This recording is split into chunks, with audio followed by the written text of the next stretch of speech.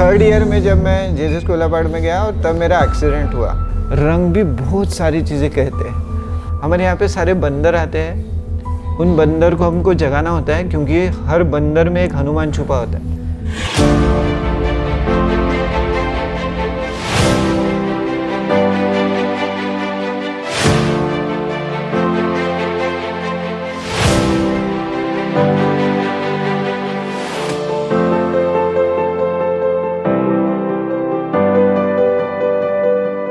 तनुल जी, ये बताइए कि आपकी जर्नी कैसी रही? आप यहाँ तक जो पहुँचने का आपका सफ़र है वो कैसा रहा? जी प्रियदर्श, कैसा है पता है, मुझे है ना हरदम ऐसा लगता है कि कोई भी आर्टिस्ट और डिज़ाइनर या जो भी क्रिएटिव फील्ड का आदमी होता है उसको समझना है ना, उसकी पूरी कहानी सुननी चाहिए या उसके डेली लाइफ को समझना ज़रूरी होता है।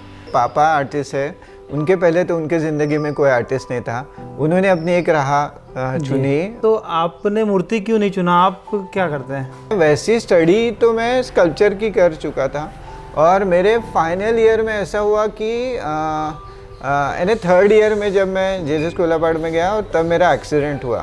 तो मैं पेड़ पे से गिरा और मेरी स्पाइनल कॉर्ड इंजरी हुई। तो मुझे मेरे क्या बोलते हैं, छाती के नीचे का हिस्सा मेरा पूरा यानी मुझे कुछ सेंसेशन नहीं है उसमें। तो एज एक स्कल्प्टर करके जब मुझे मेरे पापा ने जब बताया कि हॉस्पिटल में कि देख भाई, तेरा ये स्पाइनल कॉर्ड का ये टूट गया है और तो इन सारी चीज़ों को जब मैं बोला ना कि समझते समझते मैं धीरे धीरे वो बनते गया और एक स्कल्प्टर करके जब मैं ज़्यादा बहुत स्ट्रांगली काम कर रहा था और मेरे इसमें एक ब्रेक आया, उस ब्रेक से मेरे को चैनल मिले बहुत सारे और मेरे दरवाजे भी खुल गए। तो एक्सीडेंट होना ये मेरे लिए लोगों को हरदम ऐसा होता है कि एक्सीडेंट होने के बाद आप बेचारे हो जाते हो वगैरह, तो मुझे नहीं ऐसा महसूस हुआ। मेरे को लगा कि शायद मेरे नए दरवाजे ज़्यादा खुले। तो मैं स्कल्प्टर भी था और फिर मेरे पास एक नया और एक आया कि मैं पेंटिंग की तरफ मुड़ूँ और व्हीलचेयर पर बैठ के मैं ज़्यादा पेंटिंग अच्छे से कर पा रहा था। पर ये सारी चीज़ें करते करते मुझे ये भी समझा कि ऑलराउंडर बनना बहुत ज़रूरी है। अगर आपको मल्टीटास्किंग बनते हो आप तो आप ज़्यादा चीज़ें कर सकते हो। तो मैंने मास्टर्स डिग्री फिर पेंटिंग में की आफ्टर एक्सीडेंट। हाँ, मेरे पापा ने मेरा एक्सीडेंट होने के बाद सोचा कि क्यों ना अपन वापस से ये करें, कॉलेज खुले और हमारे लिए कॉलेज खोला गया। अच्छा। उन सारे आर्टिस्ट दोस्तों ने मिलकर, मेरे पापा ने, और वहाँ पे मैंने फिर मेरी पढ़ाई पूरी की और फिर मैंने जेजेस कोलापाड़ में जाकर अकेला मैं तब का ऐसा एक आर्टिस्ट बना कि जो व्हीलचेयर पे बैठ के स्कल्पचर करता है। और उनके लिए भी बहुत चैलेंजिंग था और मेरे लिए भी कि बहुत सारी चीज़ें थी कि अब व्हीलचेयर पे बैठ के आपको बहुत सारा पर्सपेक्टिव बदल जाता है आपका पूरा देखने का। स्कल्पचर करते वक्त बहुत सारी चीज़ें ऐसी लगती है कि आप वो कैसे करोगे, उसके ऊपर बहुत सारे क्वेश्चंस होते हैं। पर मैंने धीरे धीरे प्रैक्टिस कर कर, और मेरे भाई का बहुत बड़ा साथ रहा मेरे साथ, क्योंकि वो रहा इसीलिए मैं बहुत सारी चीज़ें कर पाया। और मैंने फिर तय किया कि मैं शायद रियलिस्टिक में उतना कर भी जाऊँ, एक जगह भी बना लूँ, पर मुझे उसमें मज़ा नहीं थी क्योंकि सालों साल वो दिखते आया था। तो उसके आगे और क्या, यानी आदमी जैसा आदमी बना भी लूँ तो उसके बाद क्या।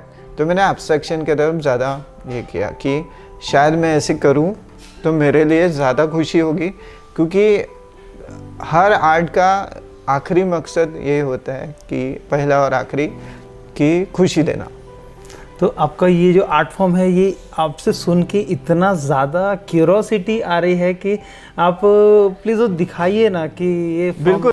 आपको क्या लग रहा है इस पेंटिंग को देखकर? आप थोड़ा देखिए और समझिए और आपको क्या फील हो रहा है। ऐसी कौन सी चीज़ है कि जो ज़्यादा बैलेंस भी है और ज़्यादा फास्टेस्ट भी है? तो मुझे महसूस हुआ कि कार ये सबसे रोड पे चलने वाली सबसे ख़ास चीज़ होती है कि जिसको 4 चक्के होते हैं और ज़्यादा बैलेंस है।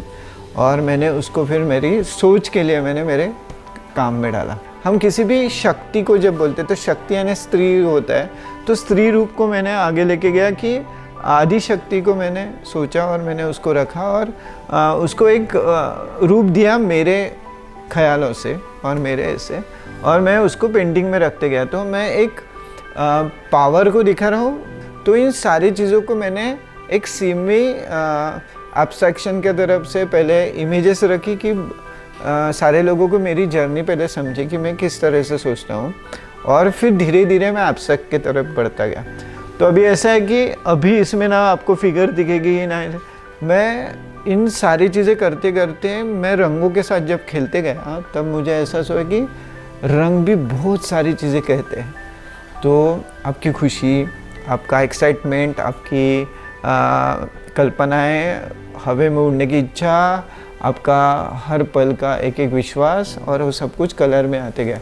और इन कलर के साथ खेलते खेलते मैं एज एक स्कल्प्टर करके उसमें टेक्सचर क्वालिटी भी रखते गया। तनुल जी ये बताइए, ये तो आपका आर्ट फॉर्म है जो बहुत ही खूबसूरत लग रहा है, वो हम देख पा रहे हैं यहाँ पे कि वो सच में यानी हमारी सोच से भी ऊपर है। वो ऐसा लग ही नहीं रहा कि वो हाथ से बनाई हुई चीज़ें हैं, यानी उसमें सोचने के लिए इतना डीप डेप्थ है उसके अंदर में कि उसको देख के शायद हर आदमी अपने नज़रिए से कुछ ना कुछ उसमें देख सकता है।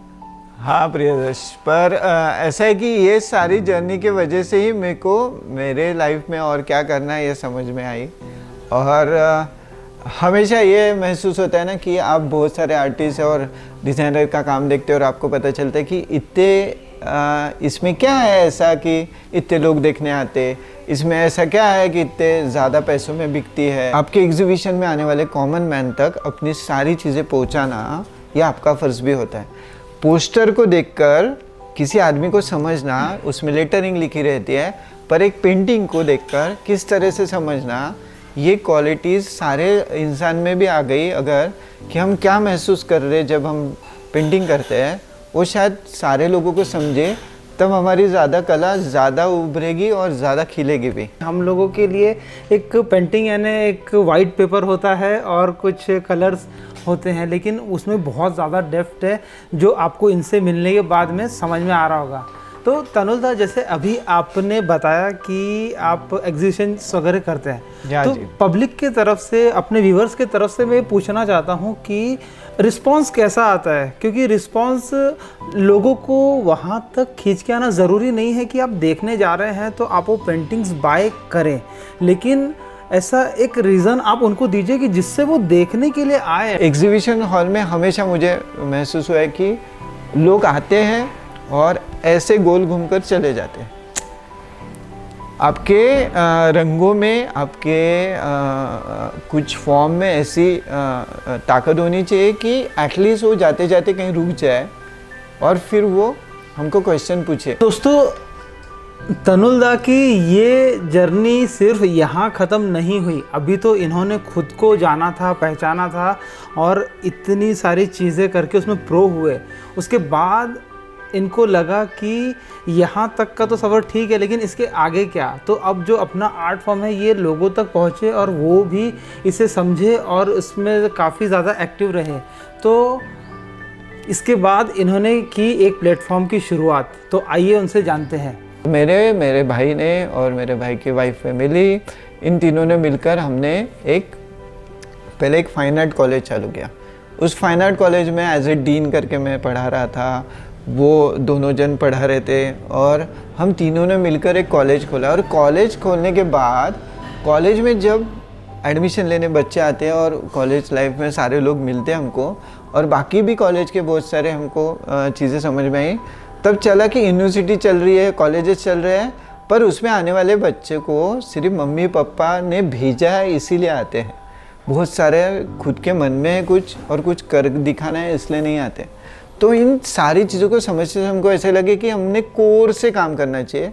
तो हमने एक 15 साल पहले एक ओपन आर्ट स्पेस चालू करने की कोशिश की और इस कोशिश में हम बहुत ज़्यादा अच्छी तरह से कामयाब रहे।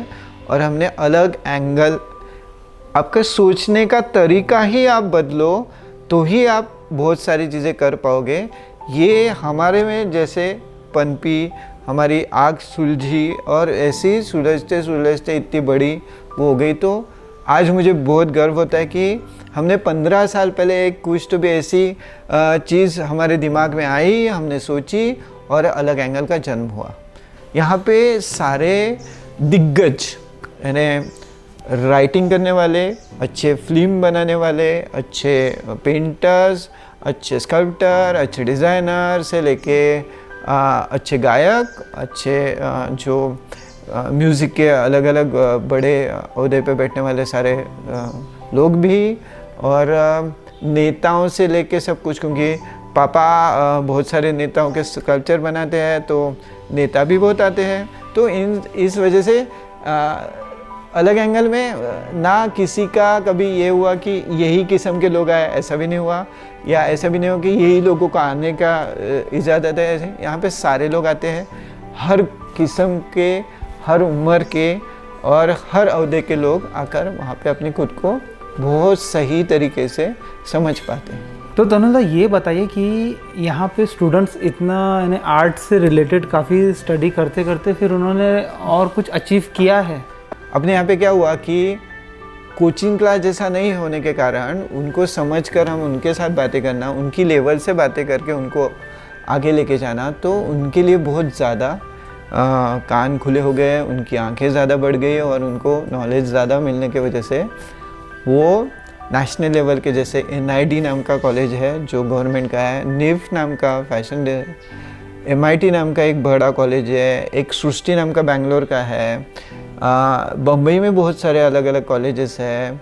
ऐसे सारे जो विख्यात, और IDC नाम का जो IIT का कॉलेज है, वहाँ पे जाने का हर बच्चे को जो सपना होता है वो सारे सपने उन्होंने अपने पूरे किए। अभी जो हमारे व्यूअर्स हैं, अगर वो जुड़ना चाहते हैं या वो खुद भी करना चाहते हैं कि जैसे मुझे बहुत ज़्यादा आइडिया नहीं आती है लेकिन मैं करना चाहता हूँ, उनके लिए आप कुछ बता दीजिए कि वो क्या करें?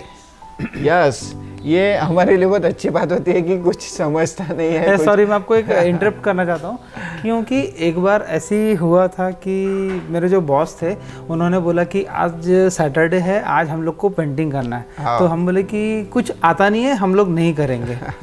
तो अनुराग सर से, अनुराग कुलकर्णी, हाँ। तो उन्होंने बोला कि कुछ नहीं करना है, आपके सामने एक पेज रहेगा, एक पेन रहेगा और पेंसिल, जो भी आपको लग रही है वो सब चीज़ें रहेगी और आपको सोचना है और बनाना है। बिल्कुल। तो हम लोग एक दूसरे का चेहरा देख रहे सब देख रहे, अच्छा जिनको समझ में आ रहा है वो करना शुरू किए। और टाइम लिमिट भी था कि 1 घंटे से ऊपर होना नहीं चाहिए। 30 मिनट हो गए तब तक कुछ ब्लैंक, कभी लगता है कि ये सही है, फिर लगता है ये बनाना चाहिए, फिर लगता है ये बनाना चाहिए, लेकिन कैसे बनाऊं? और उसमें मजा दिया ना प्रियदर्श, बहुत सारे। उसके बाद में लेकिन आखिरी के आधे घंटे में जो भी बना उसको देख के बड़ा मजा आ रहा था कि यार ये मैंने बनाया करके। यही खुशी हमको भी लगती है कि ऐसे मिले हर किसी को। हमारे यहाँ पे सारे बंदर आते हैं, उन बंदर को हमको जगाना होता है, क्योंकि हर बंदर में एक हनुमान छुपा होता है। और मुझे हर इंसान में एक हनुमान, एक किताब मिलती है कि जिसको मैं जगाऊं, जिसको मैं पढूं और मैं उसको बताऊं कि तेरे में तो इतनी ज़्यादा पावर और ज़्यादा ताकत है। तो मैंने जैसे बोला ना कि मैं पावर के ऊपर जैसे काम करता आया पेंटिंग पे, मुझे हर चीज़ में, हर जगह से मैं जो करते आया हूँ उसके अलग अलग रूप दिखे। तो मेरे को हर इंसान में पावर दिखती है, हर इंसान को पावरफुल बनाने की मेरी भी चाहत होती है, उस इंसान की खुद की भी होती। तो दोस्तों, ये थे तनुल विकमशी। इनको आपने देखा, समझा और जाना। तो ऐसे ही अगर आप में भी एक आर्टिस्ट छुपा है, आप अगर उसको जगाना चाहते हैं, आप इनसे कुछ भी सवाल पूछना चाहते हैं, तो उसके लिए आप कमेंट कर सकते हैं। आप इनसे मिलना चाहते हैं तो बिल्कुल आप अलग एंगल में आके मिल सकते हैं। अब अलग एंगल के क्या बोलते हैं, प्रीमाइसेस में आइए और यहाँ की चीज़ें देखिए। और जैसे प्रियदर्श जैसे इतने सालों से हमसे जुड़ा है, तो आप भी हमारे परिवार का हिस्सा बनिए और हमेशा हम बहुत सारी चीज़ें ऐसे करते रहेंगे। तो बिल्कुल, आपको अगर लगता है कि मुझे सिर्फ एक दिन जाना है और मिल के आना है, वो कैसे काम करते हैं, उनका कैसा तरीका है वो देखना है, इनका हज़ारीबाग में मेकर्स अड्डा करके बहुत ही सुंदर प्लेटफॉर्म है, वहाँ पे भी आप आके वो देख सकते हैं। तो आपको वीडियो पसंद आया हो तो वीडियो को लाइक ज़रूर कीजिए, कमेंट कीजिए, जिससे कि हम आपके सवालों के जवाब दें और आपकी जो भी क्यूरियोसिटी है उसको हम दूर कर सकें। जी। और वीडियो को सब्सक्राइब कीजिए और आपके फैमिली मेम्बर्स, दोस्त जो भी इन चीज़ों को एंजॉय कर सकते हैं या वो जानना चाहते हैं तो आप उनके साथ ज़रूर शेयर कीजिए। धन्यवाद। Thank you.